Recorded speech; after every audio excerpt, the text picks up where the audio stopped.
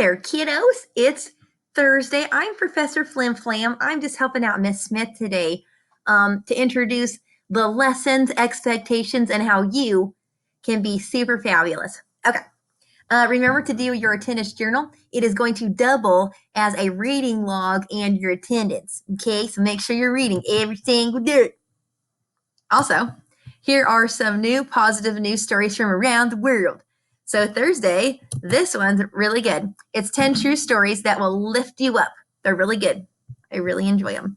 Here's also for Friday, 7 real life heroes caught on camera. Super excited. Okay, today is Thursday. Obviously, this is still, okay, let me just jump into this for you. This is going to be Thursday and Friday. However, I will send a video for tomorrow and Friday as well. I'll just keep it together. But every single day, you'll know exactly what you're doing. Okay. You guys, I just got done watching some of that footage on CNN about people breaking into the Senate. It's disturbing. So my brain's a little scrambled. Okay. Here we go. Okay. So you guys are going to have 2 days to do this assignment, but I'm going to walk you through both days. There we go. Okay. Make sure you do your attendance journal. Today we're going to be looking at autobiography versus a biography. Read and annotate the narrative and life of Frederick Douglass, the American slave. Okay. Objectives. We will understand the author's purpose of writing an informational text, specifically autobiographies. I will annotate the narrative of the life of Frederick Douglass, an American slave, in my Google Doc. Okay.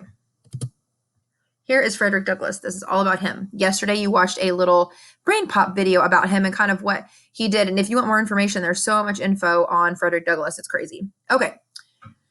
Born in 1818 to 1895, he was born into enslavement in Maryland at a time when slavery was still legal in many states in the Union.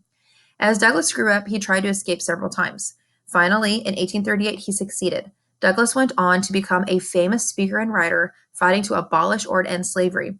His autobiography, Narrative of the Life of Frederick Douglass, an American Slave, became a bestseller in the United States and Europe. And that's what you're going to read. Okay, here's the difference. This is also going to help you. I'm going to help you a little bit with Greek and Latin roots. So bio means life and auto means self. So that might help you a little bit.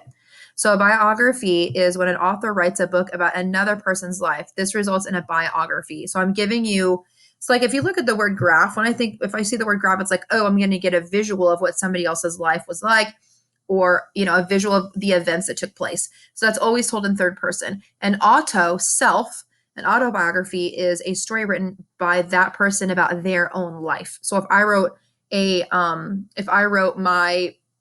the words about myself and about my life, it would be an autobiography of Mrs. Smith. Okay. All right. What you're going to do is read and annotate the story and then complete this form. So I'm actually going to go back in time just a smidge and show you part of it. You're only doing part of this document. Okay. So let's look at this together, best friends. This is something you guys have seen since the beginning of the year. This is a way to annotate a document and break it up, highlight, underline, and use caveman talk. So you're just going to go through here, caveman talk. It's going to we're asking you really specific questions.